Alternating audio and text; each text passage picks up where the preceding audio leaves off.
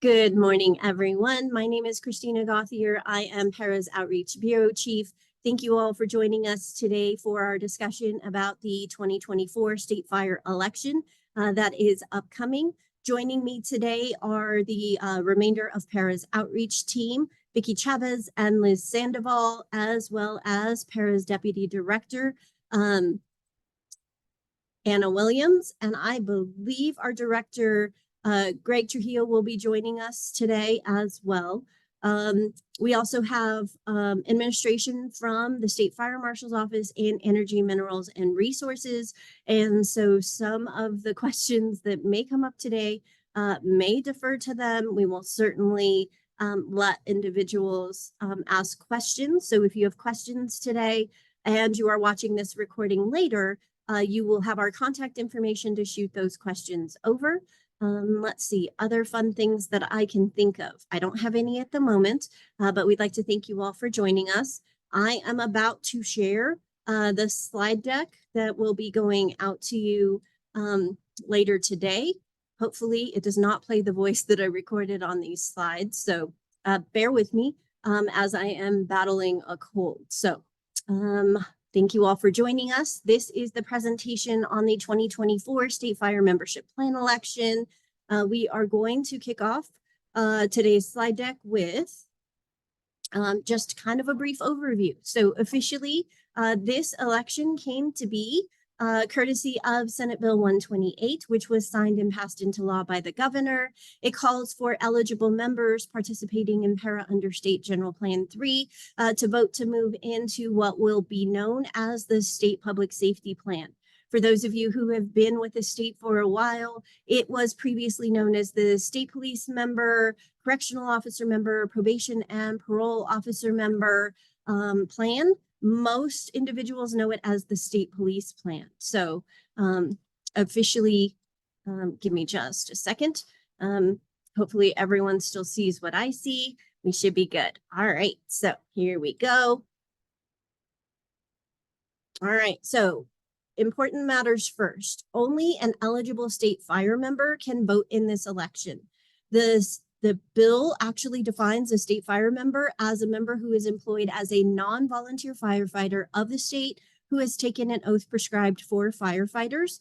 And also, just for a bit of housekeeping, I believe Para's General Counsel, Anthony Montoya, will be joining us this morning as well, just in case questions come up about the bill that are over my pay grade. All right, so the election must occur on or before June 30th of 2024, and no less than half of the eligible members must vote in favor of the measure for it to pass and become effective.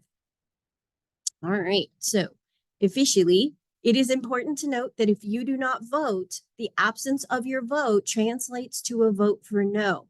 So I have been in conversation with both Randy and Vernon. I believe that we will run the election for somewhere between 3 to 5 days. We're still working out those details to give everyone enough time to cycle through whatever work they have in that week to have time to vote. And so we're pretty confident that everyone within a 5-day period should be able to exercise that right. Since the election is being conducted electronically, you should be able to access that from your smart device, regardless of where you are, unless there is absolutely zero internet, which traveling the state, we know that occasionally occurs, but we understand Randy and Vernon are working with their teams to ensure everyone who is interested has the opportunity to vote. All right, so next topic of interest, if you vote yes, this election is irrevocable. In plain English, that means that once it is passed, every current and future member, employee hired as a state fire member will participate in Para under this new plan. That plan change will take effect the first full pay period in July of 2024. And so you will actually see when you sign into your self-service account, the reflection of this new state fire plan after that first full pay period in July is posted to your account. So we're pretty excited about that. All right, so important things to note. Your employee contributions are set by state statutes. You can't go to payroll and say, you know, DFA, I can't afford these contributions this year or this pay cycle. That's not how this works. And so it is a condition of employment that you participate in para and that DFA withhold the applicable contributions for the plan that you're enrolled in. Current state general plan 3 members contribute 10.92%. If this election passes, future members of the state public safety member plan, their contributions will decrease to 9.1%. The employers also make mandatory contributions to para. Currently under State General Plan 3, that contribution rate is 19.24% of your gross salary. Under the proposed state public safety member plan, employer contributions will increase to 25.5%.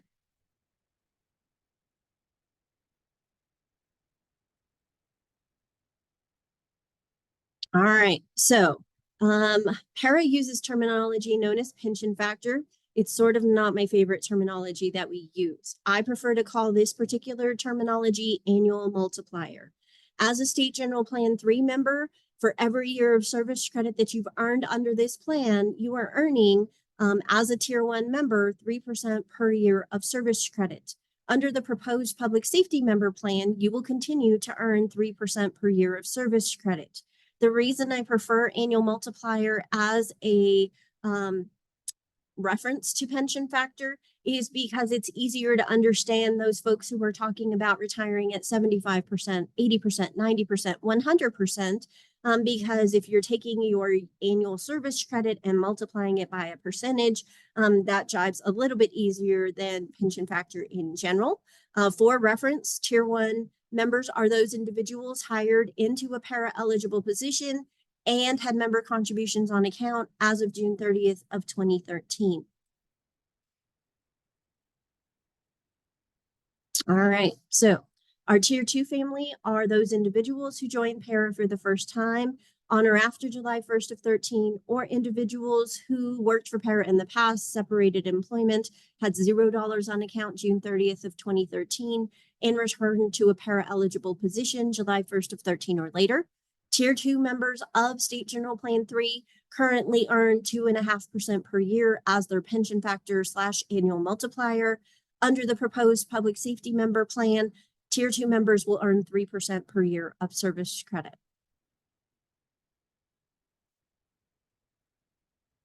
All right, so there is a super fun topic known as enhanced service credit.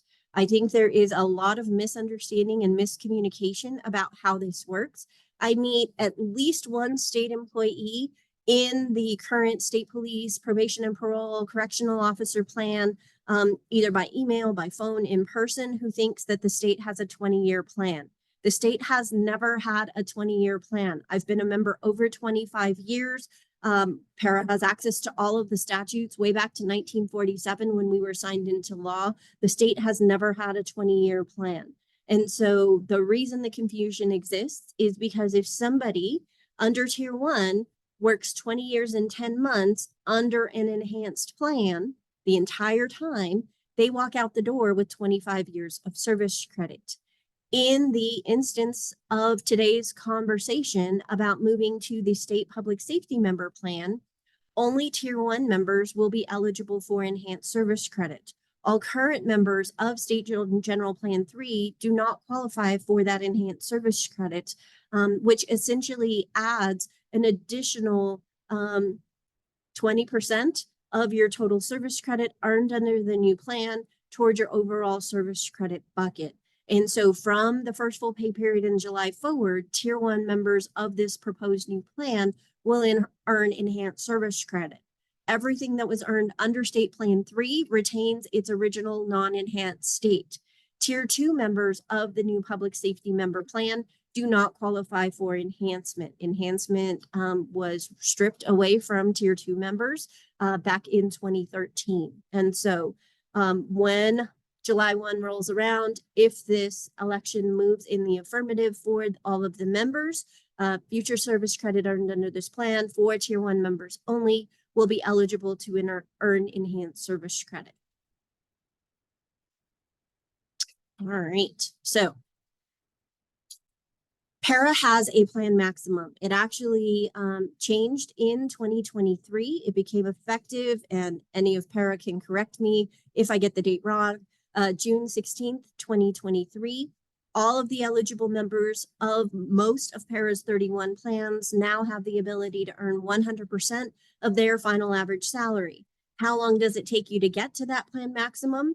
For someone like me, whose entire career may be under State General Plan 3, as a Tier 1 member, it would take me 33 years and 4 months of service credit to reach 100%. Under the proposed State Public Safety Member Plan, that 100% remains, and because the multiplier is 3% per year for Tier 1 members, the same 33 years and 4 months applies. The note at the bottom of this slide explains that blended pensions are part of Para's rules. So if you worked in any other plans besides the two you see on the screen, how long it'll take you to get to your plan maximum may be different from the person sitting next to you. And so it's important to have a conversation if you do not understand how Para's blended pension rules work. If you have questions prior to the election, I actually worked under a couple of different plans. I have time with the schools, I have time with the municipality. And so my journey to retirement is different than most other people in this space. My percentage when I get to the retirement finish line is going to be a combination of all those percentages. And so you need to remember your situation is unique. And what you see on the screen here is a very cookie cutter presentation and presumes that all 33 years and 4 months are earned at a 3% pension factor under one of these two plans to reach 100%. Your journey to retirement and how long it takes you to get to 100% may differ. All right, so for our Tier 2 plan max, under State General Plan 3, because those individuals are earning 2.5% per year, it would essentially take an employee who completes 40 years under State General Plan 3 Tier 2, 40 years to reach 100%. With the passage of this new plan, presuming everyone that is required to more than half votes in the affirmative, how long it'll take you to get to 100% will be a personal journey. For somebody who started in July of 2013 when Tier 2 was born, they've already put in nearly 11 years under State General Plan 3. And so those 11 years would be multiplied by 2.5%. If this election goes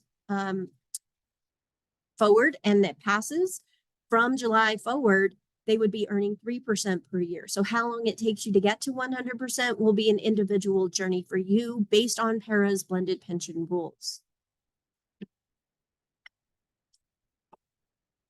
All right, so it's important to understand retirement eligibility. For our Tier 1 members, you can retire as soon as you complete 25 years of service credit, regardless of age. The table on the left side of the screen reflects the minimum being 5 years of service credit and 65 birthdays.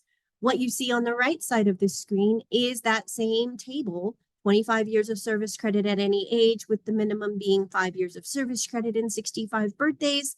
The only addition is that future service credit may apply. So if you are already at 25 years of service credit, the tables on the screen don't really make a difference to you whether you retire out of State General Plan 3 or the new Public Safety Member Plan. But if you are further away from retirement eligibility under Tier 1, how long you have to get to retirement eligibility may be shortened by that future enhanced service credit. And so if you have questions about your personal journey, we're going to share our contact information at the end of today's presentation.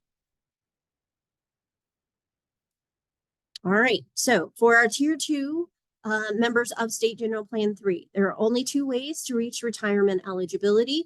One is known as Rule of 85, or a minimum of 5 years and 65 years of age. State Public Safety Member Plan has 25 years at any age or a minimum of 5 years of service credit and 60 years of age. So you can see there's a pretty stark difference between the Tier 2 retirement eligibility between the 2 plans. Rule of 85 requires that a member have a minimum of 5 years. Thereafter, their full years of age, full years of service credit added together needs to equal 85 to satisfy that retirement calculation.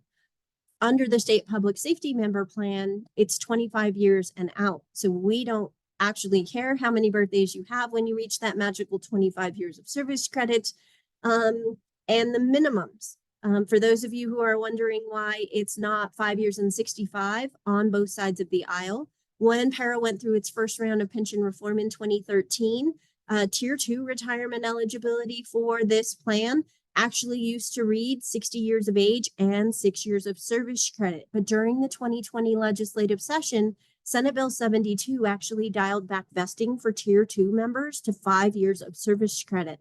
And so when that happened, they adjusted the 6 years down to 5 years. They didn't adjust the birthdays for that Tier 2 retirement eligibility. So that's why you see that difference here. But essentially, 25 years at any age or a minimum of 5 years and 60 birthdays under the new state public safety member plan. Otherwise, it's rule of 85 or 5 years and 65 birthdays on the state general plan side. All right, so after that whole long spiel, even though I have given you the opportunity to learn more, sometimes understanding which tier you fall under may not be super clear. Maybe you worked in the past, but you're not sure if you pulled out the time when you left. You officially have the ability to create a RIO self-service account, or you can contact PARA. We're about to share our contact information with you here in just a moment. We are happy to assist you in either instance. Let's see. So, contact information for PARA. If you have additional questions or concerns following viewing this video, you are welcome to email PARA at para-memberservices@state.nm.us, or you can visit nmpara.org for additional information. At the top of that webpage is the little yellow link to our RIO self-service account. You are welcome to do that. Of course, PARA also has other methods of contact available on our website, but I always recommend to our members you get the answers in writing. PARA's outreach team and some of our executive staff see the PARA-member services emails. For those of you who are wondering why that doesn't read PARA-member services at para.nm.org, that is because our IT is having a fun conversation with DoIT about how to get those transitioned over. So for the time being, they still read para-member services at state.nm.us. As long as we are not presenting, driving, assisting other members, we will do our best to get you a response as quickly as possible. And so we'd like to thank you all for taking time to view this information. Please let us know if you have any questions. You will receive additional correspondence between now and the proposed election date, which will be later this month. I believe PARA is targeting May 20th as the week that the election will be held, but additional information will be disseminated as soon as possible. So we'd like to thank you all for joining us today, and let us know if you have any additional questions.